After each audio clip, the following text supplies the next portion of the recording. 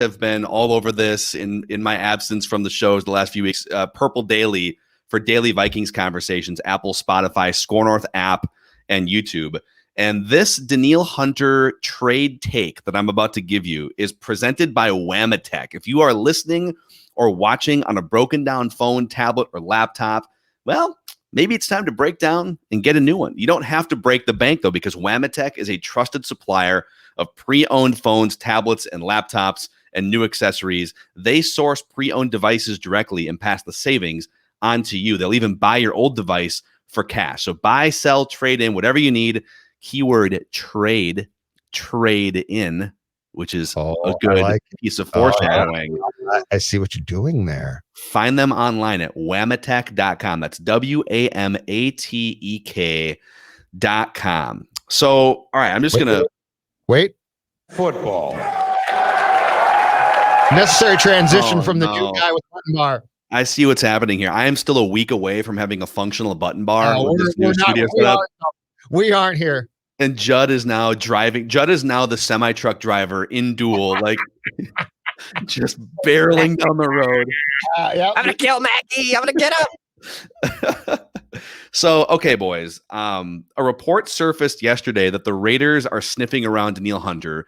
Judd, before I give you my take, do you have any additional information on this Danielle Hunter situation that we should know of? So the additional information that I have that sounds like it's a potential is the Vikings, of course, are going to stand firm, right? We're not trading him. What are you talking about, right? But they have gotten a few calls, and it sounds like they got a call from an AFC team or two just to inquire. And a team that I looked up that has been starved for pass rush presence is a pretty good team, the Tennessee Titans. Yeah. So consider them as at least an option. I think the Vikings are going to say all the right things about this, Phil. I also think that they are cognizant of the fact that a guy coming off neck surgery wants to be paid, and he might be right about this. He wants to be paid approximately $27 to $28 million per season. And that's about $10 million more than his cap hit for 2021. Correct. So I've come to the conclusion, and as much as it pains me to say this on the Danielle Hunter front, if the Vikings aren't going to trade Kirk Cousins, and I still think they might, then they need to trade Danielle Hunter. And I think when you start to deconstruct it, in a perfect world, you would have a highly paid quarterback that you fully trust in big spots, and then it would be easier to, if you had to let Danielle Hunter go and trade him for first-round picks. Where this is tough is I think Kirk Cousins is good. I don't think he's great. I think you can give him all the help that he needs. I still think he's the type of guy that's going to melt in the biggest moment for you on the biggest stage. But the Saints game, yeah, and that's awesome. But how many times are we going to reference the Saints game and the Broncos game as like the two and the Jaguars that one time? I think if you trade Danielle Hunter and build your team around Kirk Cousins, you're going to have even more defensive problems. So I guess what I'm saying is you should trade one of them for sure to give yourself some salary cap relief. But I would actually be more likely to trade Kirk Cousins and pay Danielle Hunter and cross my fingers that he comes back the same player that he was before. Okay. Because if I can have that type of a pass rusher, even though he might make $25 million a year, in theory, I would be getting either a better quarterback or a cheaper quarterback, and my roster would work better that way. But you've come to a point now, if Danielle Hunter really truly wants to get paid before he steps on the field again for the Vikings, that you have to trade either Kirk Cousins or Danielle Hunter probably in the next week or so. What do you guys think? All right, let me ask you this then, off of what you just said. Now, personally, I'd prefer to trade Kirk. Like if I could trade, if you came to me gun to the head and said, you have to trade one of them today, I'd trade Kirk. But I'll ask you what I think is a very important question. What direction are you planning to go? Because if you trade Kirk, you're basically getting rid of the contract, and you might get a first-round pick back. But, I mean, I don't think that you're going to get what I would really consider to be a haul. So if it's just I'm trading Kirk, I think maybe a first-round pick, second-round pick. If I trade Danielle and I trade him to a team that's convinced that he's going to come back as he was, which was a guy who in 2018 and 19 had 14 and a half sacks each season, I'm probably going to get a haul. Like I'm probably going to get a first-round pick, a second-round pick. I might get two firsts. I don't know. But I do think that if I trade him, I'm going to get more than I'm going to get for Cousins. So which intrigues you more as far as the potential for what you would get back to build? So this might sound crazy, and tell me if I'm wrong on this. I think if you commit to trading Danielle Hunter, I think you're committing to a rebuild, because I don't think your defense can get back to any level of respectability if you trade Danielle Hunter and you don't like immediately fill that gap. You would be trading him for picks, and those picks might not come to fruition on the field for another couple of years. Yeah. So if you trade Danielle Hunter, you are waving the white flag on the 2021 season, and you are officially no longer a contender. If you trade Kirk, think about the different possibilities here. Let's say you trade Kirk and you get a first or a second, and you use one of those picks on a defensive lineman that can make your defensive line, if Danielle Hunter stays, even more ferocious, right? The Vikings have already shown you that, and I'm not saying they're going to have the same defense as they did in 2017, but the Vikings have already shown you they can pretty much take any level of quarterback, from Tavares Jackson to Christian Ponder to Teddy Bridgewater to Case Keenum, put that quarterback into a good offensive system with some weapons and with a defense, and they can win 10 or 11 games. I think you have a better chance of contending if you trade Kirk versus trading Danielle Hunter in 2021. So if you trade Kirk right now in the next 2 weeks, you would still take on a dead cap hit with cap going down, $41 million. I was going to look up what Hunter was, but my point is, I think if you trade Kirk, that cap hit is so huge that I'm not sure that you would have the flexibility that we're talking about to make moves. Let's see. If you trade Danielle Hunter in 2021 before June 1st, so, let's say for the sake of the conversation, within the next couple of weeks, the cap hit is 12 mil. So Hunter would allow you more flexibility than if he was traded for you to go out and do things.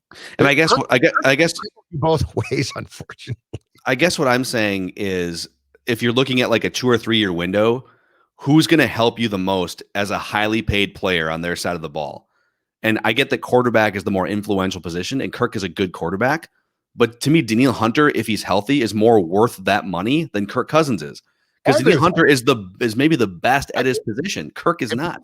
I agree. If he comes back as basically the player that he was previously, you're right. Here's my problem, though. I don't know, and I can't figure out beyond just short of the short term what the Vikings' plan is here. Like, I think the Vikings think that they're better than we think that they are, and I think that they think that, well, if Hunter comes back and Pierce comes back, we're fine. Mm-hmm. I don't know I buy that, and I don't know that they run their team. I just come back to the fact that I think that so many people there are pulling in different directions for what they think success is, Phil, that I'm not convinced that there is a coherent plan to go in the direction that we're talking about. So, like, I actually think that our discussions make a ton of sense. And if I thought that the Vikings were thinking in that way, but I think the Vikings sort of think, well, we're competitive. We always ordinarily are, right? And we're going to get guys back, and the division, Green Bay's still good, but I always feel like the conversations internally with the Vikings include but this will happen, or but that'll happen. And then if it doesn't, they're like, oh, too bad that didn't happen, right? Yeah. Which goes back to, and granted, it looked like a solid move, but it goes back to the thinking in the Ngakoue trade. The Ngakoue trade was a attempt of short-term sugar high trade. And I really believe, and this is a problem with how they think, I really believe that no matter what Hunter and his camp had told them, that they thought he's coming back. And like, he was about to have neck surgery.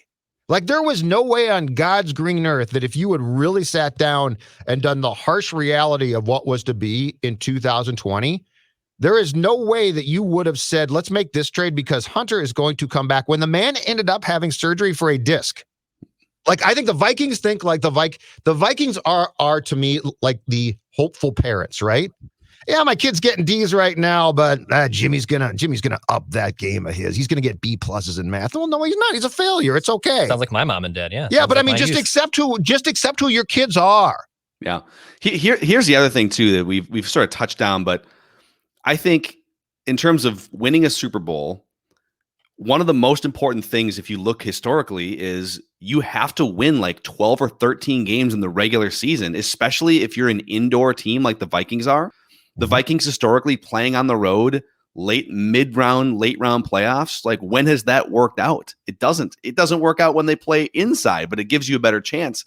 If you want the Vikings to have the best shot at winning a Super Bowl, they have to be a 12-4, 13-3, 14-2 type team in the regular season.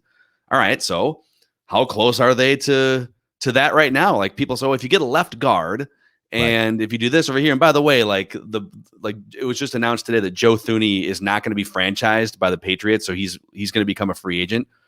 So Joe Thuney makes your offensive line for sure above average, because now you're going to have one of the best left guards. You're going to have, if Riley Reef stays, you're going to have an above average left tackle and a really good right tackle. And then Ezra Cleveland getting better. Like, it becomes an above average offensive line with Joe Thuney. Mm-hmm. Joe Thuney costs like $15 million a year. You are negative $10 million right now, right? So how can you possibly make the tweaks and fixes necessary to this roster with Danielle Hunter and Kirk Cousins both among the highest paid players at their positions? At some point, I get that the salary cap is fake to some people, but it's not. It's not fake. Like, you can't be like, the other thing is too, like with Anthony Harris, for instance, like the Vikings thought they were paying one of the best safeties in the NFL. As it turns out, he had a really good year propped up by Harrison Smith and a pass rush. And when you take a couple of those things away in 2021, guess what happens to Anthony Harris? He's not worth being one of the 5 highest paid safeties in the NFL. You can't be paying players top 5 money at their position if they aren't impacting the game 16 times every year. Danielle Hunter does. Yeah. I can't say the same about Dalvin Cook and about Anthony Harris and about Kirk Cousins, who are also among the highest paid players at their positions. Dalvin Cook can as a player, but again, this comes back to, and I feel like the Vikings don't do this enough. This comes back to a discussion of positional value. Like, if Dalvin Cook played receiver or cornerback or something, he's unbelievable. And he's unbelievable at what he does. But what he does, he is a chef at a decent restaurant, but it ain't no Michelin, right? Yeah. Hunter is a chef who's been appointed at a Michelin star restaurant. So that's the point. And that's where I feel like I almost feel, and this goes back years now, like the Vikings so often operate on a year-to-year, hey, let's not talk about, they say, we are always, examining 5 years down the road. That's fine. But look at their actions. Like, look at what they do. And that's why I really thought, as good as he is as a player, why there was a discussion to be had about Cook. Like a discussion to be had about the position he plays. Absolutely. What he's going to do. What are your coaching staff's intentions? Yep. Because if your intentions are, okay, 2nd and 18, let's give her to Dalvin. That's not a good use of, I could give it to Madison. I could give it to, now, if he's going to be Kamara and let's split him out and let's do this and let's do that. Okay. I'm all ears. But how often do they do that? Yep. And just a point of clarification, because I think, like I said something a couple minutes ago, but I put Dalvin Cook on that list of players that are being paid top dollar, but they aren't impacting the game like a Danielle Hunter might. And when I say that, I think your first thought might be, well, what do you mean? Dalvin Cook is like the most impactful player offensively for the Vikings. And while that's true, I should amend it to say, if your goal is to go 13-3, jamming it to a running back in 2021, 30 times a game is not the optimal strategy to maximize your offense and to win 13 games, not in today's NFL. So, yeah, exactly, Rick. So he's amazing and he's a super fun toy. But when you see Super Bowl winner after Super Bowl winner just literally using LeGarrette Blount or random dudes that aren't making $10 or $15 million a year, it should tell you something. So just like final point, Danielle Hunter, listen, if somebody wants to give up 2 first-round picks, it's definitely a conversation. What's your trade? Like what do you want back? 2 first-round picks.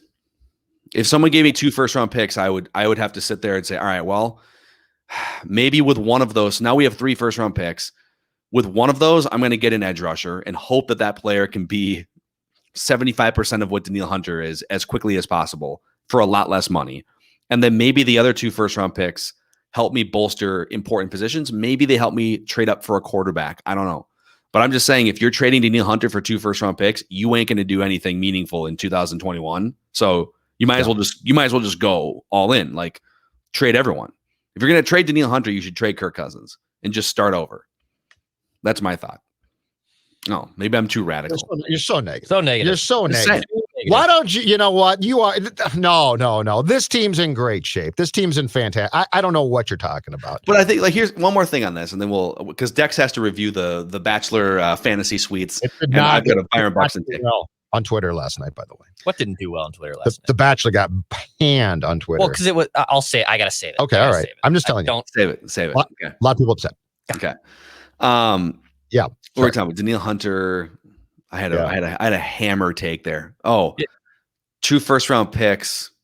I don't know. I'm sure it was something revolutionary that I was about to say, but yeah, I think if someone knocked and said, "Here's 2 first-round picks," it would be a conversation for sure. But then you're